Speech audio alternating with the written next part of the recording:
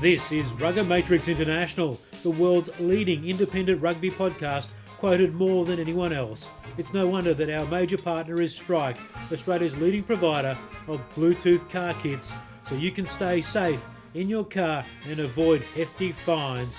So go hands-free with Strike.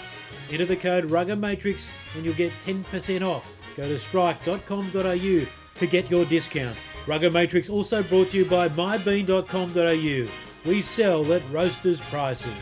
Let's get it on. Hello and welcome to RuggaMatrix International episode 193. Quick show tonight. Mark Cashman, as you can see, is not to my left, but there's a better gentleman to my left. Casho man flu, so he can't be here tonight. But joining me is the Brumbies coach, head coach of the ACT Brumbies, who will be playing in the qualifying final against the Chiefs at GIO Stadium on Saturday night. The Sharks and the Highlanders the next morning to see who plays the Waratahs and the Crusaders in the semi-finals. Stephen Larkham, thanks for joining us on the show, mate. No problem. Thanks for having me. All right, mate. So you named your team today. Robbie Coleman back in. You've had some players really putting their hand up last week with that demolition of the Western Force. Was it a tough selection meeting this week, mate? It was, and it kind of came down to a few injuries. So Rath picked up an injury in the game against the Force and didn't quite recover in time. So that made selection a little bit easier. But then it was a matter of picking between Andrew Smith, Joe Tamani and Robbie Coleman. And then I guess you add Pat McCabe into the mix as well. So there's four quality players there and they can only really fit into three spots. So one of them missed out. It was Andrew Smith this week. Robbie Coleman got the nod starting on the wing, basically because he's had really good form this year. He had a really good pre-season, came into the season firing and hasn't let us down so far. So we went with Robbie, who missed the Force game due to having a bit of a rest to freshen up a little bit, hopefully, for the final series. So, yeah, that was the plan, to get him back into the team at some stage, and it's happened this week at the expense of Clyde Rathbone, and Joey Tamani stays on the bench. It really looks like you've developed that depth, haven't you? To leave someone like, with Clive Rathbone being available, with Pat McCabe, who's just been, first of all, very brave in his comeback, but he runs, I think, Stephen, the best lines in the game in Australia, and you got him in the 23rd jersey. Yeah, he's been quality for us all year. Whether he comes off the bench or whether he starts, he has a really good performance. Yeah, very difficult to leave him out. He made his Wallaby, well, not debut, but he certainly got back into the Wallabies after being absent from the Wallabies for a little while, and thoroughly deserved it during that window. But yeah, it was a difficult decision. I just think that Paddy will add a little bit more impact off the bench than the others would. You said today at the press conference that you thought it'd be a pretty tough game against the Chiefs, very physical, and you'll need to use everyone in the squad. So expecting a battle of attrition, obviously. Yeah, we've gone through this season with a lot of injuries, actually. So we've used 37 guys. We will use 37 guys this weekend with Alan Alatoa coming into the squad for the first time. So it's been a very heavy year for injuries for us, but we've gotten through most of it. I guess you're looking at David Pocock having missed the majority of the season, and now Stephen Moore missing the rest of the season as the two big names who've been injured this year. The rest of the squad pretty much back on deck now, with the exception of three other guys.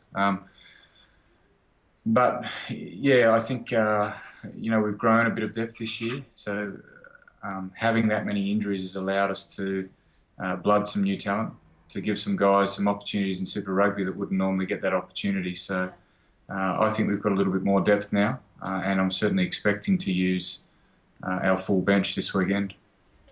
Were you surprised by the way last week's game against the Force opened up for you and allowed you to score those tries? And we saw in full flight, Henry Spates, wonderful on the right wing for you as well. Were you surprised that it opened up so easily by the end? When I say easily, relatively easy.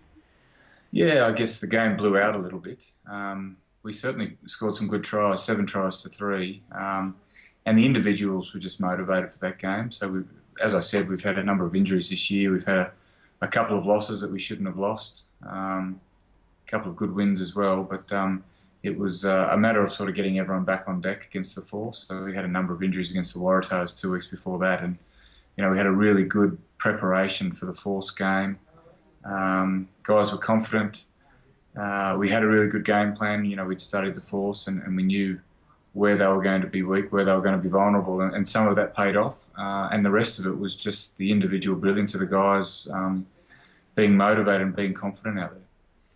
Well, the Chiefs, you played them in the final last year. You had a good performance against them earlier this year, and I noticed that Robbie Coleman would have been very happy with that as well. What is it about the Chiefs that present the big problem? Because they got a couple of big ins as well with Cruden too. Yeah, Cruden's back in, so he didn't play in the round 11 clash. Cavallo and Cruden make a pretty formidable 9-10 combination. Both have played for the All Blacks. Both pretty much at the top of their game at the moment. So there's certainly two guys that we're going to be watching and hopefully containing on Saturday night. They've got a number of All Blacks in their pack as well, led by Liam Messam particularly as one of their talisman. He certainly gets them game line, second phase, does a lot of damage carrying the ball, and quite a good defender as well. So, you could name their whole team, and they're all All Blacks or on the verge of making the All Blacks. They've been up and down this year. They haven't necessarily clicked every game, but it is finals football, and they've got a great record. They've won the last 2 Super Rugby championships, going through the finals series undefeated, obviously. So they've got a really good record in finals. So that's what's going to make it challenging. Big game, I think. Game team. Stephen, the quick start. Obviously, that was a tactic last week, and it got the Force on the back foot. And it's always a really good tactic. My question to you, Stephen, as a master tactician, is why doesn't everyone come up with a quick start every game? Why doesn't it happen? Why doesn't it happen? Because I'm pretty sure everyone wants a quick start. Yeah. You don't want to come from behind, but I think it just depends on your tactics. So sometimes teams are a little bit conservative. Last week against the Force, we were anything but that. We certainly spoke about chancing our arm out of our end, and if that meant from the kickoff, then so be it. I guess horses for courses a little bit. We saw opportunities there against the Force. The same opportunities there against the Chiefs. We don't think so. So we'll play a slightly different game this time, but still, it's about putting pressure on the opposition, and whether that pressure is in defence and it causes turnovers, or whether it's in attack and you're scoring tries. Every team pretty much has the same focus. Of course, you're masters of the quick starts. I remember when you had the Crusaders and scored within the first couple of seconds, Stephen, one of your long kicks soon after the kickoff. But tactics obviously play a part, but what's the difference between the New Zealand and South African teams at the moment? Is there a difference, or is the whole Sanzar thing sort of brought the teams to a similar sort of attacking, when you come to do your playbook, a similar sort of attacking outlook? No, there's slight differences. Certainly against New Zealand sides, we've kind of identified most New Zealand sides jockey defensively. Most South African sides rush defensively. That's probably the biggest difference. The rest of the differences are just team tactics, game plans, all that sort of stuff. But as a trend, certainly the New Zealand sides are jockeying in defence a little bit more, which either gives you that opportunity to take the space on the edge, or an opportunity to get back on their inside shoulder. So both of which we'll be trying to do on Saturday night. I think one of the great things you talked about with your depth is Josh Man Ray, Bongo, to many of his mates, has suddenly found himself at, how old is he now, Bernie? He's about 45. He's getting on a bit. He's finds himself in a qualifying final. Yeah, and he had a fantastic game. Last week was a finals game for us as well, in that if we lost that, the season was over. So he had a tremendous game last week. He's obviously a little bit older, in his 30s now. Been around a little bit, been overseas. but brings that calm coolness to the team. So he's a bit of a country bloke, and nothing really phases him. A big occasion doesn't phase him, so we expect the same from him this week. Set piece wise, he was tremendous last week, and that's what we'll be looking from him this week as well. Stephen, as a great playmaker yourself, do you appreciate more than anyone else great finishers? And I mean someone like Henry Spate, rather than moving towards, I think some coaches that I've worked with in the past really want to have no position or number on someone's back. They want them to play a number of positions, a bit right how rugby league has gone. But as a finisher, important at doing their job, which is sticking to their tram tracks and finishing how you guys do so well. Yeah, we're lucky with Henry. Most of our backs can play multiple positions, and I look at Henry as well. He can easily slot into 13. Who else? Robbie Coleman can play 12, wing, fullback, plays a bit of 5'8" at club level. Christian plays fullback, 12, 10. Matty Tamua plays 10, 15. Paddy McCabe can play every position in the backline. Tavita's probably stuck at 13. But we have a very versatile backline. But everyone's better. But everyone's better at one position. Yeah, that probably suits them most. Yeah, and that's the thing is trying to find some combinations out there. We've worked really hard at trying to get that combination from the start of the season, and we're lucky enough. I think it's except for Pat McKay, we've got the same combination on the field so that we've had for the majority of the season. And it's Matt Tamua, it's Christian Leverfano, Tavita in the 10, 12, 13, and then it's Henry Spade on one wing, it's Jesse Morgan, it's Robbie Coleman in the back three. And those guys have just been able to practice there and play there. And, Henry's just, we're so lucky to have someone like Henry who we picked up from New Zealand a couple of years ago as a foreign player, developing foreign player. And he's just gone from strength to strength. He's not only a great attacking player, and people have seen that, and particularly last week, working within 2-3 metres down the sideline and still brushing players off him and scoring unbelievable tries. But the biggest thing that people don't see is the work that Henry does defensively and how he reads the game and the amount of tries that he actually saves there. So he's world class. He's, if not the best winger, certainly one of the best wingers in the world at the moment. We're very lucky to have him. But then the other guys, Robbie Coleman hadn't really played on the wing except for this year, and he's just had that opportunity all year to train and play in that position. And quality players can adapt. They certainly can, and I think you and Mackenzie will be giving you a present too for making sure Henry Spate comes through unscathed, and as soon as he's ready to play for Australia in September, he'll be picking him, there's no doubt about that. I mean, you can't see him not doing it, could you? No, I mean, Henry's been waiting for a while now. He missed his eligibility last year, and that really hurt him mentally. He was really primed, he still is really primed to play for the Wallabies as soon as possible. That was the whole reason he came to Australia. Missed his opportunity last year, and he's been biding his time this year, and he is certainly looking forward to that opportunity. And I look at that game that he played last week, and it was against Nick Cummins, who's now going to Japan, and it was a special moment for Henry because he knew that that's the incumbent Wallaby winger, and he's about to replace him, I think. He schooled him big time. It was a magnificent performance. Pretty touching too. Had 60 on his arm strapping, and that signified the age his mother would have been, his late mother, who died when he was younger, and so that he was honouring the memory of his mother and did it in a fine style. Now, what about the forwards? Do you actually know what's going on up there, or just leave that to Laurie?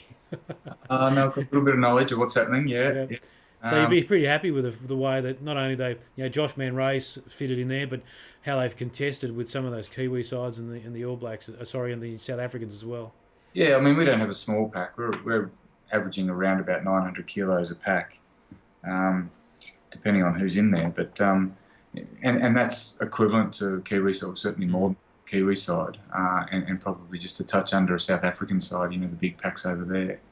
But we hold our own. Laurie has done a tremendous job with those guys, and the beauty of this squad is that we've been together for a number of years now. He's done a magnificent job getting those guys tough, having to get into battle at training and games consistently for the last 3 years has certainly made them tough. So, I think we hold our own, if not give a little bit. And their skill levels and their competencies over this last 3 years has increased immensely. He gets pretty upset when if you fall off in the contest or in the contact area, the tackle area, the breakdown. Doesn't like it, and he makes his point known on Twitter as well. Is he a bit grumpy for a while? I know he's been walking around late at night after one of those contests. I think it's if one or two guys fall off, it's all right. But if you're talking about 5 or 6 guys falling off contests or not throwing themselves into contests, he certainly does get grumpy.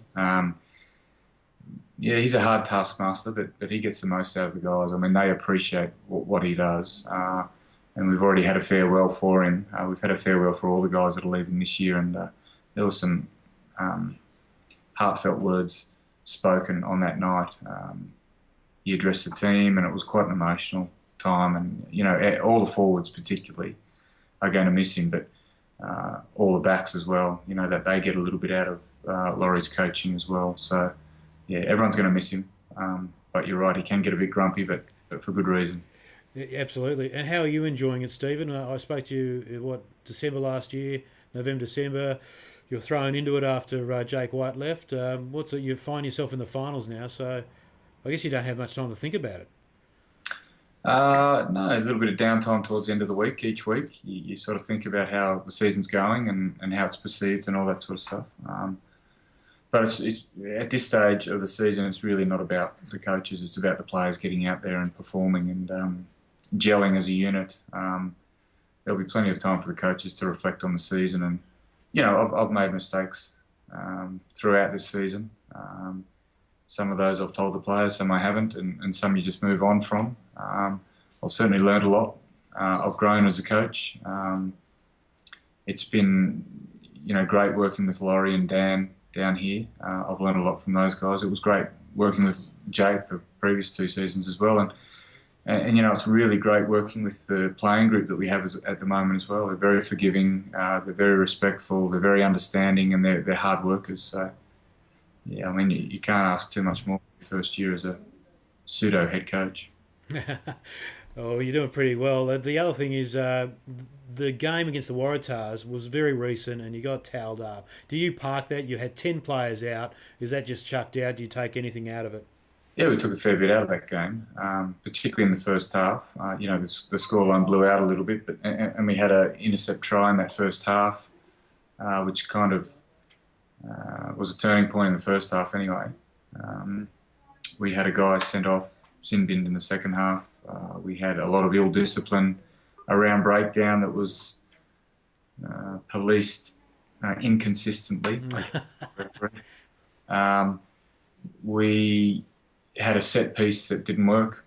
First time in there for Rory Murphy, and he didn't have his best game, but it wasn't just him.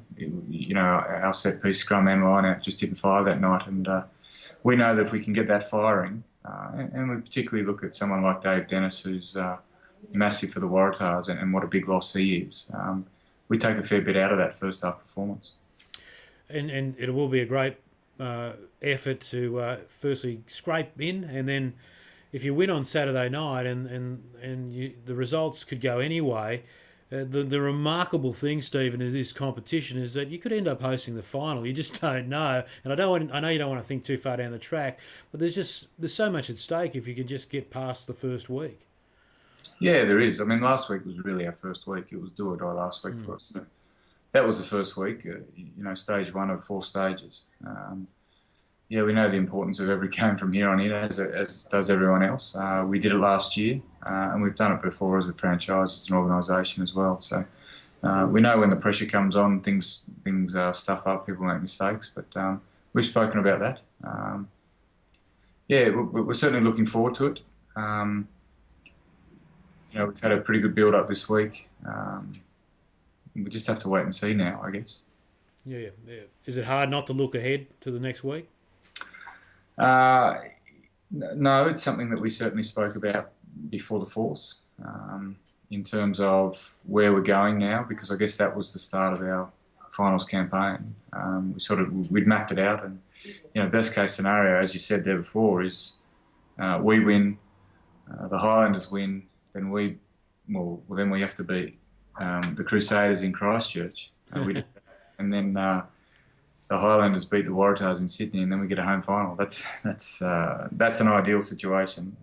That's more than likely not going to happen. But we've sort of mapped it out up to the Waratahs. We're expecting we win this game. We expect the Sharks to win the Highlanders game, which will then pair us up against the Waratahs next week in Sydney. So we looked at that 2 weeks ago, and that's our course at this stage. It's all quality, isn't it? I mean, the top 6 teams, it's all quality.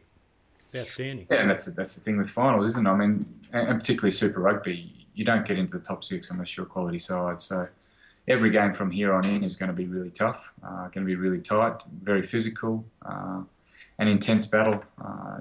The Chiefs were there last year, we were there last year, the Crusaders are consistently there, the Sharks are consistently there. The Waratahs have been there or thereabouts. The Highlanders, haven't been there for a while, but certainly a form team this year. So it's a really tough campaign in this final series. Yeah, and could you possibly end up against Jake? Yeah, we could. Yeah. We could. How's that going to work? So they've got to win that, and we've got to beat the Waratahs, and they've got to beat the Crusaders. So. Yeah. Oh, that's the simple one.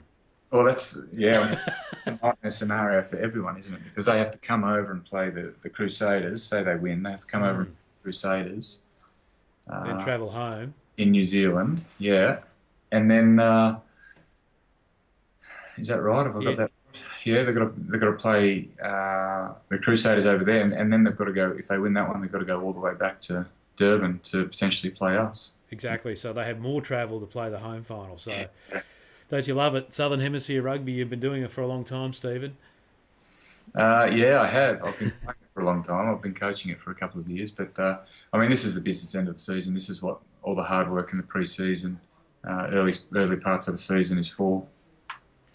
Absolutely. Well, Stephen, thank you very much for your time. We wish you the very best of luck, and just hope it's another great game for you down at GIO Stadium, and I hope they're starting to host the preparations to host that final. You never know. That would be nice. All right, Stephen. Stephen Larkham, head coach of the ACT Brumbies. Thanks for joining us tonight, mate. Thanks, Giro. There he is, Stephen Larkham. And we'll be back next week with a preview of the semi-finals. Let's hope it's the Brumbies, the Waratahs going head-to-head. Mark Cashman will be back in the studio after getting over his man flu. Until then, enjoy your rugby, and we'll speak to you next week.